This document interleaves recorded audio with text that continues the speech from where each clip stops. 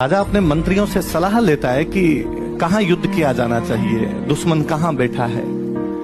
मंत्री उसे बताते हैं कि दुश्मन 4 ठिकाने पे बैठा हुआ है। उन 4 ठिकानों के नाम बताए जाते हैं, ये 4 ठिकाने जहां पर हम अटैक कर सकते हैं। राजा पूछता है कि तुम्हारी सबकी क्या राय है। वो कहते हैं कि इन 3 ठिकानों पर अटैक किया जाए तो थोड़ा ठीक रहेगा, क्योंकि यहाँ पर दुश्मन की सेना कम है, इसलिए हमारे लिए जीतना थोड़ा इजी हो जाएगा। चौथा ठिकाना सबसे टफ ठिकाना है, जहां पर दुश्मन की सेना सबसे अधिक है, दुश्मन वहां पर सबसे अधिक चौकस होकर बैठा है, दुश्मन का रसद पानी हथियार वगैरह सबसे ज्यादा है, और सबसे बड़ी बात दुश्मन का जो सबसे बड़ा सेनापति है वो खुद उस जगह पर बैठा हुआ है।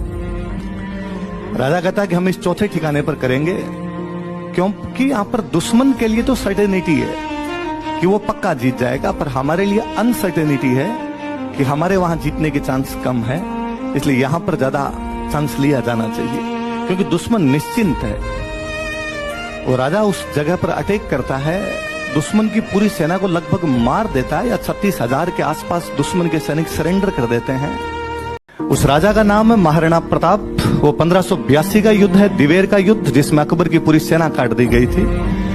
हम में से बहुत से लोग हल्दी घाटी युद्ध को जानते हैं, उस दिवेर को नहीं जानते। उस हल्दी घाटी के ठीक 6 साल बाद वो दिवेर में युद्ध था।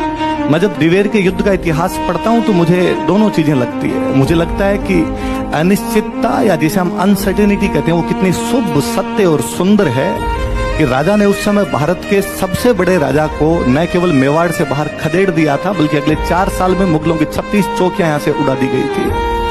उस दिवेर के युद्ध को हम भले ही जानते हो या ना जानते हो, एक बहुत वेल नोन हिस्टोरियन रहे जिनको father of history of Rajasthan कहा जाता है, जेम्स टोड। उन जेम्स टोड ने उस युद्ध के बारे में लिखा था कि वो मेवाड़ का मैराथन है, वो मेवाड़ का मैराथन।